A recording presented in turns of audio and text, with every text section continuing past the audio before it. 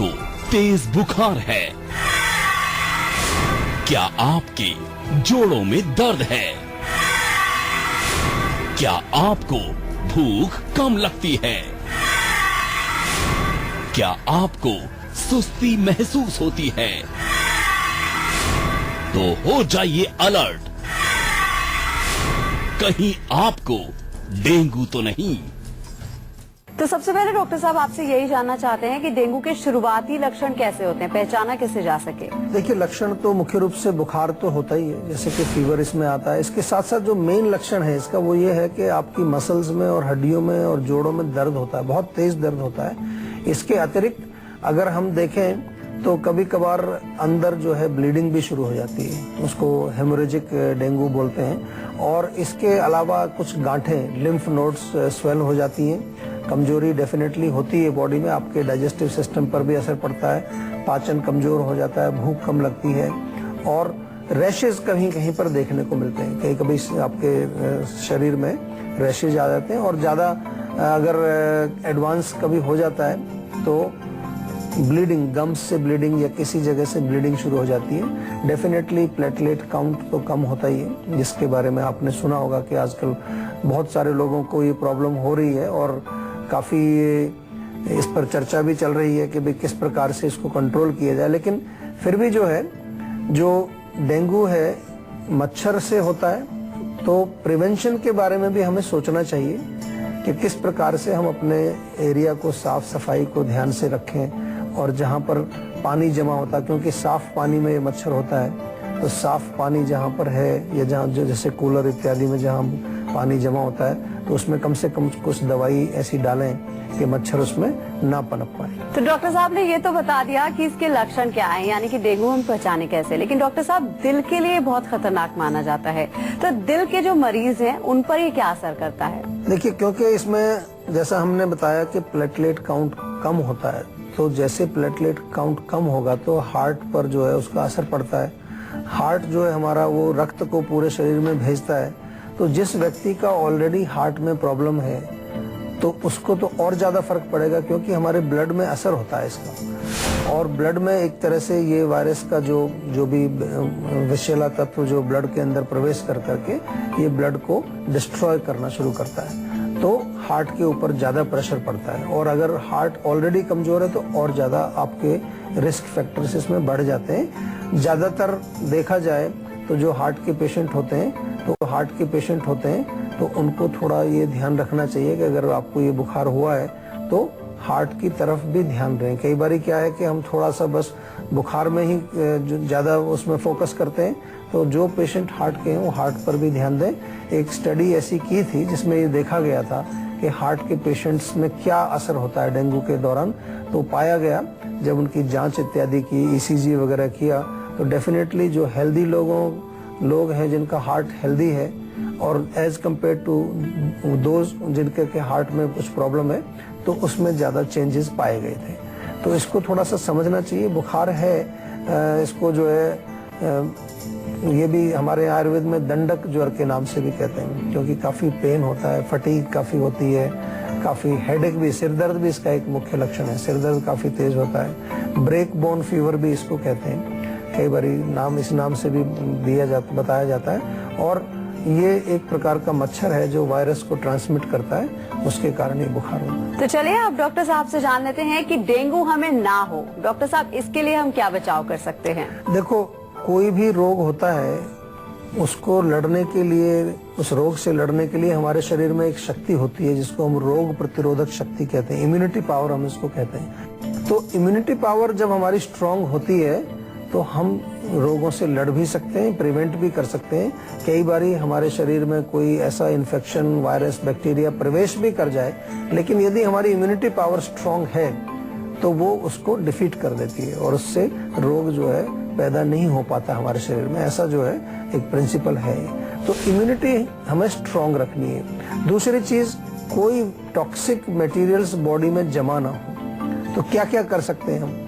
Alloy vera जो होता है, घृत कुमारी, उसका ताजा गूदा निकाल करके सुबह आप खाएं रेगुलरली, 2-3 चम्मच उसके खाली पेट आप खाएंगे तो आपकी इम्यूनिटी स्ट्रांग रहेगी। इसके अतिरिक्त हमारे यहाँ आयुर्वेद में च्यवनप्राश हम उसका जिक्र करते हैं कई बार।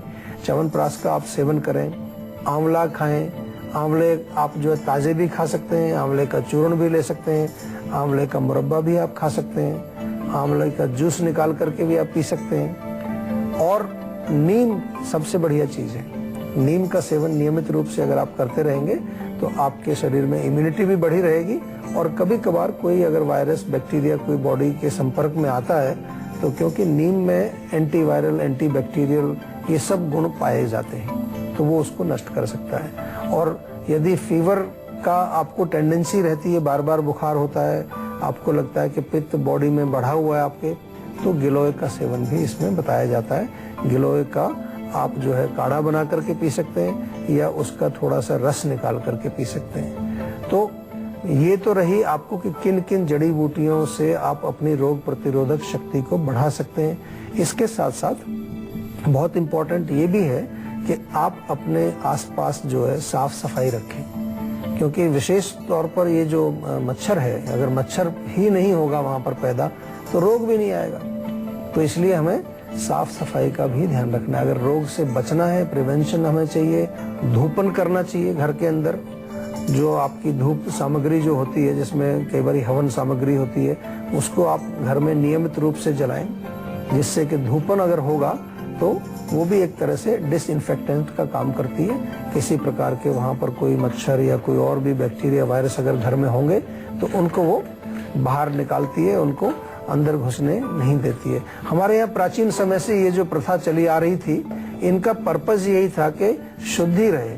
हमारा जो प्राचीन संस्कृति है, भारतीय संस्कृति है, उसमें शुद्धि, साफ सफाई का बहुत महत्व था। अनफॉर्चुनेटली अभी ये नए जमाने में बहुत ज्यादा गंदगी, जब से प्लास्टिक आ गया है तो प्लास्टिक ने बहुत गंदगी की है। और इसके अतिरिक्त जो है अभी हमारा जो कंजेशन बढ़ा है, खास तौर से जैसे हम दिल्ली की बात करें, दिल्ली एनसीआर की बात करें, तो पॉपुलेशन इतनी तेजी से बढ़ी है कि जगह उतनी है, लोग ज्यादा आ गए हैं, तो उसके कारण भी गंदगी बढ़ती है। एक कॉलर हमारे साथ जुड़ गए हैं, अजय हैं पंजाब से। क्या जानना चाहते हैं आप? जी सर, एक्चुअली मुझे ना बीच में ऐसी नॉर्मल खांसी हुई थी, तो मुझे लगा कि क्या कहते हैं नॉर्मल है, ठीक हो जाएगा, जैसे कोई सिरप वगैरह लेके जी। बट जो है ये अभी भी मेरे को ऐसा लगता है जैसे बीच बीच में जो है, एक्चुअली मैं जॉब करता हूँ, ठीक है, तो मैं जैसे ऑफिस में घर रहता हूँ तो इतनी नहीं होती प्रॉब्लम, बट ऑफिस में मुझे ऐसा लगता है कि प्रॉब्लम जो है ज्यादा ही हो जाती है। अच्छा। मुझे रेगुलर खांसी होती है और कम से कम 1 मंथ होने वाला है ऐसा होते हुए। जो आप बता रहे हैं लक्षण के, छोटी मोटी खांसी हुई, जिसको आपने कहा नॉर्मल खांसी, नॉर्मल तो नहीं होती, अब नॉर्मल ही होती है खांसी। तो पानी में थोड़ा ताजा अदरक, थोड़ा सा सौंफ, जीरा और धनिया, ये 4 चीजें मिला करके उसको उबाल लीजिए और ये पानी आप दिन भर थोड़ा थोड़ा करके पीते रहिए। जरूरी नहीं बहुत बॉइलिंग वाटर आपको भरना है, हल्का सा ठंडा करके, लेकिन गुनगुना रहना चाहिए, वो आप पीते रहिए।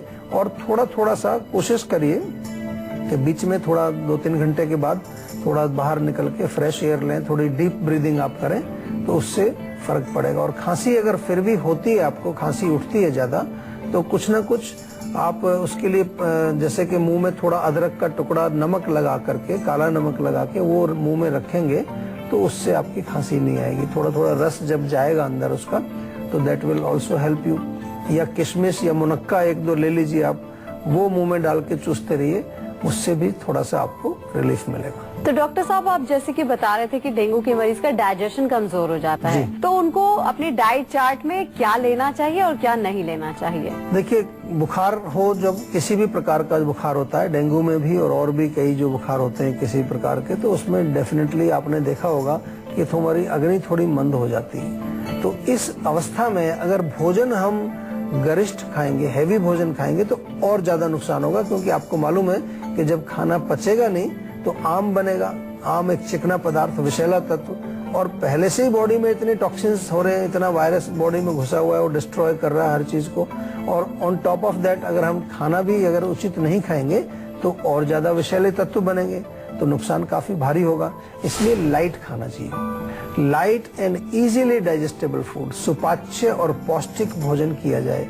उसमें क्या क्या चीजें आती हैं? हरी सब्जियां जैसे लौकी, तोरी, टिंडा, पेठा, ये बताते रहते हैं हम काफी। ये सब्जियां जो हैं या पत्ते वाली कुछ साग वगैरह हैं जो आप इनको भी सेवन किया जा सकता है। विशेष रूप से अगर मेथी का साग है, बथुए का साग है, अवेलेबल है, थोड़ा बहुत पालक वगैरह भी मिला करके आप ले सकते हैं। तो इनको आप खाएं, लेकिन तीखा बहुत ना बनाएं, उनको बहुत ज्यादा मसालेदार ना बनाएं, सिंपल कुछ स्पाइसेस यूज करें तो सब्जियां बहुत अच्छी हैं। इसके अतिरिक्त हमारे जो ताजे फल हैं, जो सीजनल फ्रूट्स अगर आपको मिलते हैं वो बहुत अच्छे होते हैं, पौष्टिक भी हैं और इजीली डाइजेस्टेबल हैं।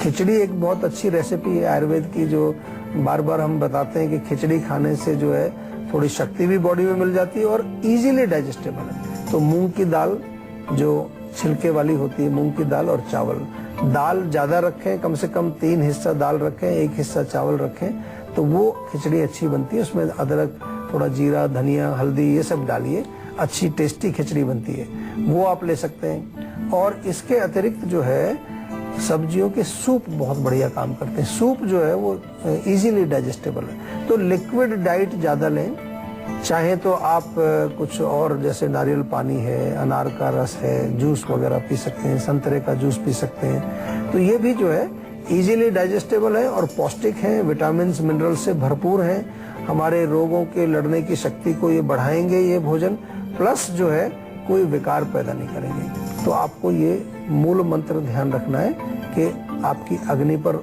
ज्यादा लोड ना पड़े, क्योंकि ऑलरेडी कमजोर है वो। दूसरा, जो भी खाएं वो पूर्ण रूप से पच करके शक्ति आपके शरीर में दे, इतना आपको जरूर ध्यान रखना है। और अब बारी है आज की संजीवनी की, जिसमें डॉक्टर साहब से जानेंगे घरेलू नुस्खों से कैसे कर सकते हैं डेंगू का इलाज। तो डॉक्टर साहब, डेंगू से बचने के लिए क्या है संजीवनी?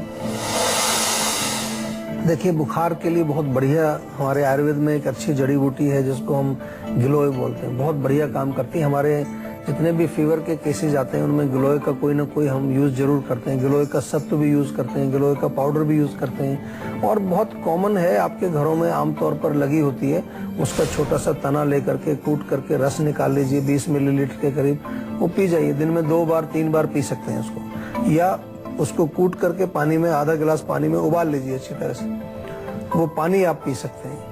ये अच्छा काम करती है। और डेंगू में विशेष रूप से जैसा कि हम कहते हैं कि प्लेटलेट्स कम हो जाते हैं, तो अभी तो बहुत लोगों ने इससे फायदा उठाया है और ये डेफिनेटली अब ये कंफर्म हो गया कि पपीते के पत्तों का रस जो है वो बहुत अच्छा काम करता है। पपीते के पत्तों का रस निकाल लीजिए, लगभग 50 मिलीलीटर के करीब, दिन में 2 बार 3 बार इसका सेवन कर सकते हैं। 2 बार तो जरूर करना चाहिए। और एलोवेरा ताज़ा यदि मिले आपको तो लगभग 30 मिलीलीटर या फिर जो है 3 टेबलस्पून सुबह खाली पेट ये खा जाइए।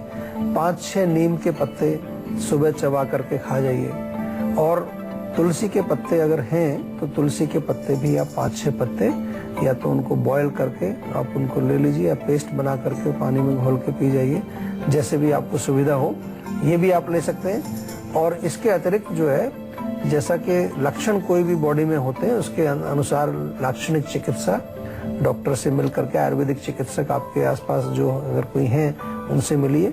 घबराने की जरूरत नहीं है। रोग जब कोई आता है, अगर आप अपने मानसिक संतुलन को बनाए रखें, माइंड को पॉजिटिव रखें, तो शरीर में बहुत शक्ति है और हमारी जड़ी बूटियों में बहुत शक्ति है, आयुर्वेद में बहुत शक्ति है, और हम रोगों से लड़ सकते हैं और उनके ऊपर विजय प्राप्त कर सकते हैं। लेकिन अगर माइंड आपका नेगेटिव हो जाता है, बहुत ज्यादा आप जो है डर जाते हैं अंदर कि अभी ये बीमारी आ गई तो पता नहीं मैं बचूंगा कि नहीं बचूंगा, तो वहां फिर शरीर भी जो है वो ढीला पड़ जाता है, हमारी इम्यूनिटी भी जो है कमजोर हो जाती है और शरीर में जो लड़ने की शक्ति है वो बिल्कुल क्षीण हो जाती है। तो इसलिए माइंड को भी मजबूत रखना चाहिए, पॉजिटिव रखना चाहिए। डॉक्टर साहब, आजकल डेंगू इतना ज्यादा फैला हुआ है कि हर कोई डरा हुआ है। अगर बच्चों को डेंगू हो जाए तो क्या सावधानियां हमें बरतनी चाहिए? देखिए, बच्चों की इम्यूनिटी डेफिनेटली कमजोर होती है और ज्यादा ससेप्टेबल होते हैं। बच्चे या ओल्ड जो होते हैं उनकी इम्यूनिटी कमजोर होती है। तो मैंने बार बार अपने शो में मैं यही मैसेज देता हूँ कि कोशिश हमेशा पहले प्रिवेंशन की करो, अपना जो उसका कॉज है मच्छर उसको दूर रखो, घर में जो है साफ सफाई रखो। लेकिन बच्चों को विशेष रूप से हमें उनको कुछ ऐसे टॉनिक खिलाने चाहिए। हमारे यहाँ च्यवनप्राश बहुत अच्छा टॉनिक है, बच्चों को भी आप बना सकते हैं। शहद बहुत अच्छी चीज है, शहद में आप जो है थोड़ा सा अदरक का रस मिला करके रखें, वो थोड़ा थोड़ा उनको पिलाते रहें, बहुत बढ़िया काम करता है। फीवर में भी काम करता है, किसी तरह का इन्फेक्शन, कोई वायरल इन्फेक्शन, सब में काम करता है। ज्यादा हो तो थोड़े तुलसी के पत्ते भी उसमें डाल लीजिए, आपको उसमें कुछ ज्यादा बच्चों को कोई टेस्ट में भी प्रॉब्लम नहीं आएगी, खाने में बहुत अच्छा लगेगा उनको। तो बहुत इम्पोर्टेंट है और अच्छा आपने प्रश्न किया, क्योंकि बच्चे जो हैं बेचारे कई बार वो असहाय होते हैं, क्या करें उनको। तो अगर आप भी हेल्थ से जुड़ी अपनी समस्याओं का समाधान चाहते हैं तो आप इस नंबर पे कॉल करके 0129404040 पर फोन करके अपनी कॉल जल्द से जल्द रजिस्टर करवा सकते हैं। उसके बाद डॉक्टर चौहान के पैनल के डॉक्टर आपको खुद फोन करके आपकी सेहत से जुड़ी हुई समस्याओं को सुनाएंगे। बैक आप देख रहे हैं संजीवनी और अब बारी है संजीवनी टिप्स की, जिसमें जानेंगे डॉक्टर साहब से कि टॉन्सिल्स का आयुर्वेदिक इलाज क्या है। जी डॉक्टर साहब बताइए। देखिए, टॉन्सिल्स बहुत कॉमन सी प्रॉब्लम है। अक्सर आपने देखा होगा छोटा मोटा इन्फेक्शन होता है, गले में टॉन्सिल्स सूज जाते हैं। तो एक तो उनको जो है हमें ऐसी चीज देनी है कि जो इन्फेक्शन में भी फायदा करे। आपके घर में अगर फिटकरी है तो फिटकरी बहुत अच्छा काम करती है। फिटकरी को पीस करके साफ करके थोड़ा तवे पर भून लीजिए और उसका जो है वाइट जो बनेगा भुना हुआ जो फिटकरी है उसमें से लगभग 250 मिलीग्राम 1/4 टीस्पून के करीब दिन में 2 बार पानी में घोल करके पी लीजिए तो बहुत फर्क पड़ेगा। और जो नॉर्मल फिटकरी है उसका पानी बना करके गुनगुना उससे गरारे करेंगे, उससे भी आपको फर्क पड़ेगा। या नमक के पानी से गरारे करें आप गुनगुने पानी से, उससे आपको बहुत फायदा मिलता है। मुलेठी चूर्ण भी काम करता है इसमें। 1/4 चम्मच मुलेठी चूर्ण शहद में मिला करके आपको चाटने से टॉन्सिल्स में काफी राहत मिलती है। और इसके अलावा थोड़ा सा, क्योंकि हमें इस रोग से लड़ने के लिए इम्यूनिटी भी चाहिए, तो गाजर, चुकंदर, इसका आप सूप बना के लें या इसका जूस पिएं तो उससे भी आपको लाभ मिलेगा। डॉक्टर साहब बहुत बहुत शुक्रिया इतनी सारी जानकारी देने के लिए। Thank you very much. आशा करते हैं डॉक्टर साहब ने आपको जो भी उपाय बताए हैं उन्हें अपनाने से आप हमेशा सेहतमंद रहेंगे। संजीवनी प्रोग्राम के जरिए हम आपको फिट और हेल्दी बनाए रखेंगे। हम आपको बता दें कि आप हमारे नंबर 0129404040 पर फोन करके अपनी कॉल रजिस्टर करवा सकते हैं। आप हमें ईमेल भी कर सकते हैं। हमारी ईमेल आईडी है info@jiva.com। आप फेसबुक के जरिए भी हमसे जुड़ सकते हैं। हमारी फेसबुक आईडी है www.facebook.com/jiva ayurveda। तो इसी उम्मीद के साथ कि हमेशा सेहतमंद रहें, मुस्कुराते रहें। अगले एपिसोड में फिर होगी आपसे मुलाकात। तब तक के लिए हमें दीजिए इजाजत। नमस्कार।